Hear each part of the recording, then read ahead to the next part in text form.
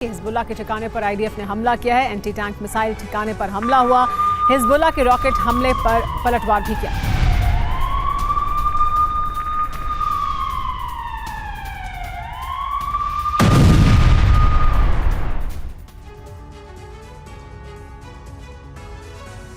Gaza के युद्ध में इजराइल के साथ साथ अमेरिका भी बुरी तरह से फंस गया है।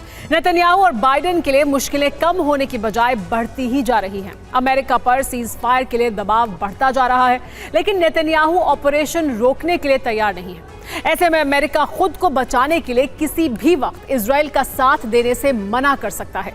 जैसे ही इस बात का संकेत मिला कि अमेरिका साथ देने से इनकार कर सकता है, वैसे ही इजराइल ने ऐलान कर दिया कि वो अकेले ही जंग लड़ेगा। तो सवाल यही है कि क्या अमेरिका अब इजराइल का साथ नहीं देगा?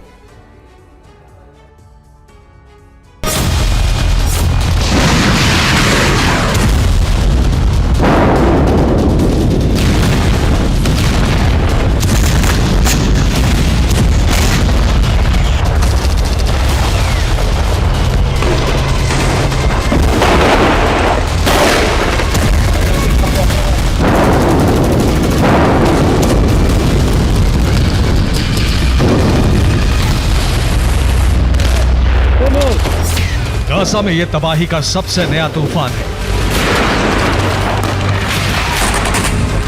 इजराइल की बमबारी से गाजा की धरती समतल होती जा रही है। गाजा में अब इमारतें कम और मलबा ज्यादा है।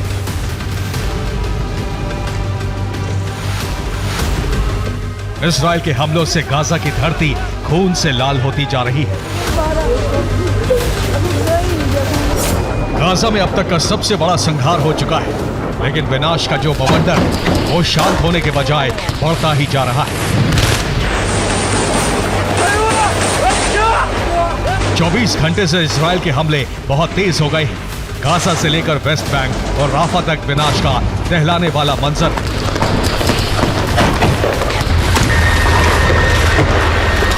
इजराइल के हमले इसलिए अब और ज्यादा तेज हो गए हैं क्योंकि उसके पास अपने ऑपरेशन को खत्म करने के लिए बहुत कम वक्त बचा।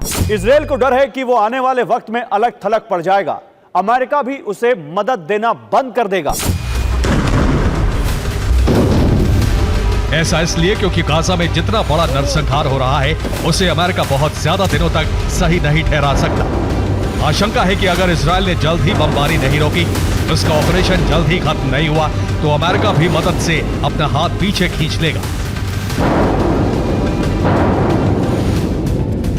इस बात का एहसास इजराइल को भी है।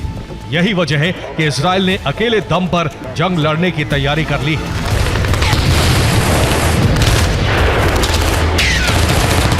इजराइल के विदेश मंत्री एली कोहेन ने ऐलान किया है, सुलिवन गाजा युद्ध को लेकर बातचीत करेंगे। माना जा रहा है कि वो इजराइल को बमबारी रोकने के लिए गए। खात्मा नहीं हो जाता।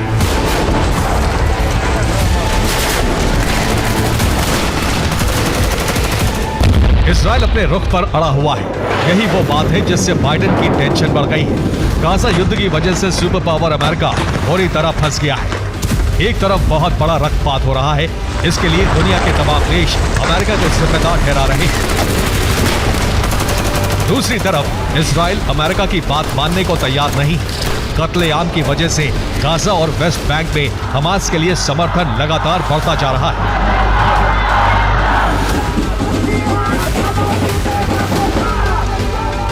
वेस्ट बैंक में एक सर्वे हुआ जिसमें 88% लोगों ने न सिर्फ हमास का समर्थन किया, बल्कि इन्होंने कहा कि फिलिस्तीन के राष्ट्रपति महमूद अब्बास को इस्तीफा दे देना चाहिए। मतलब गाजा की धरती पर इजराइल के हमले की वजह से जो खून बह रहा है, उससे हमास को फायदा हो रहा है। इस बात को इजराइल ने पहली बार स्वीकार किया है। But while Hamas sees every innocent death as a strategy, we see every innocent death as a tragedy. Here are only some of the measures that we're taking to prevent them. While we take extensive measures to minimize civilian casualties, Hamas makes every effort to maximize them. That is the enemy we face. जाहिर है Israel के हमले में Gaza के जो बेकसूर लोग मारे जा रहे हैं, उसी से हमास मजबूत हो रहा है और इजराइल कमजोर।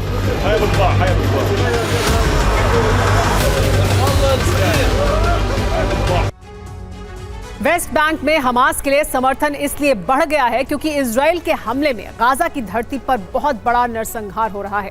गाजा में अब तक 18,450 लोगों की जान जा चुकी है। इजराइल के हमलों में मरने वाले लोगों में 70% महिलाएं और बच्चे हैं। इजरायली सेना की बमबारी में 7,750 बच्चों की जान जा चुकी है। 3,760 छात्र छात्राओं का कत्लेआम हो चुका है। इतना ही नहीं, 210 टीचर्स की जान जा चुकी है। इसके अलावा गाजा से लेकर वेस्ट बैंक तक बड़े पैमाने पर गिरफ्तारी हो रही है। आईडीएफ अब तक 4,450 लोगों को गिरफ्तार कर चुका है। इसी रक्तपात की वजह से हमास को वेस्ट बैंक के लोगों का समर्थन मिल गया है।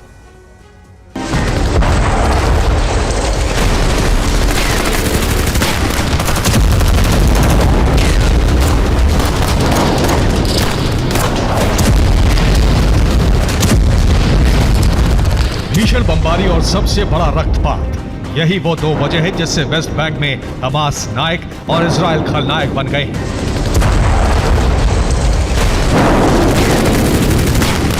नेतन्याहू और उनकी सेना गाजा से हमास को पूरी तरह मिटा देना चाहती है। नेतन्याहू ने यह भी ऐलान कर दिया कि युद्ध के बाद गाजा की सत्ता हमास के हाथ में नहीं होगी। लेकिन हमास चीफ हानिया ने ऐलान कर दिया है कि हमास के बिना गाजा की कल्पना एक भ्रम है। फिलिस्तीन लिबरेशन ऑर्गेनाइजेशन के सीनियर नेता हुसैन शेख ने कहा है कि अमेरिकी राष्ट्रपति बाइडेन ने जो कहा है उस पर अमल करें।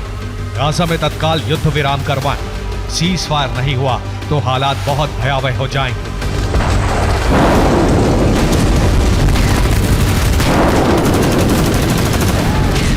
इसी तरह अरब देश भी अमेरिका पर लगातार दबाव डाल रहे हैं। दिक्कत यह है कि नेतन्याहू बाइडेन की बात मानने को तैयार नहीं, लिहाजा अमेरिका गाजा की जंग में बुरी तरह फंस गया है। युद्ध के इस भंवर से बच निकलने के लिए बाइडेन ने अपने राष्ट्रीय सुरक्षा सलाहकार जेक सलीवन को इजराइल भेज दिया है। अमेरिकी एनएसए जैक सलीवन न केवल नेतन्याहू के साथ बैठक करेंगे बल्कि वॉर कैबिनेट के साथ भी बैठक करेंगे। सुलिवन गाजा युद्ध को लेकर बातचीत करेंगे। माना जा रहा है कि वो इजराइल को बमबारी रोकने के लिए कहेंगे। रिपोर्ट तो यह भी है कि अगर इजराइल ने अमेरिका के कहने पर बमबारी नहीं रोकी, अगर गाजा में आम लोगों का संहार इसी तरह जारी रहा, तो अमेरिका इजराइल का साथ देना बंद कर देगा। बाइडेन ये बड़ा कदम इसलिए उठा सकते हैं ताकि हजारों लोगों के कत्लेआम का दाग अमेरिका के दामन पर ना लगे।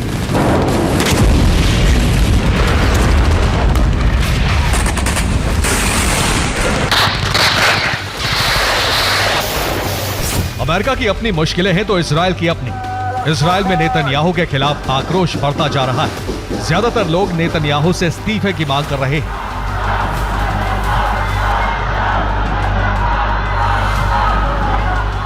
इस बीच इजराइल की वॉर कैबिनेट ने जो फैसला किया है उससे इजराइल के लोगों में नेतन्याहू के खिलाफ गुस्सा और भड़क गया है। वॉर कैबिनेट ने फैसला किया है कि बंधक की रिहाई को लेकर बात करने के लिए मोसाद की टीम को कतर नहीं भेजा जाएगा।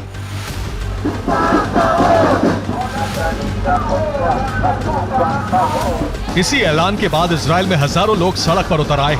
आक्रोशित भीड़ नेतन्याहू से कुर्सी छोड़ने की मांग कर रही है।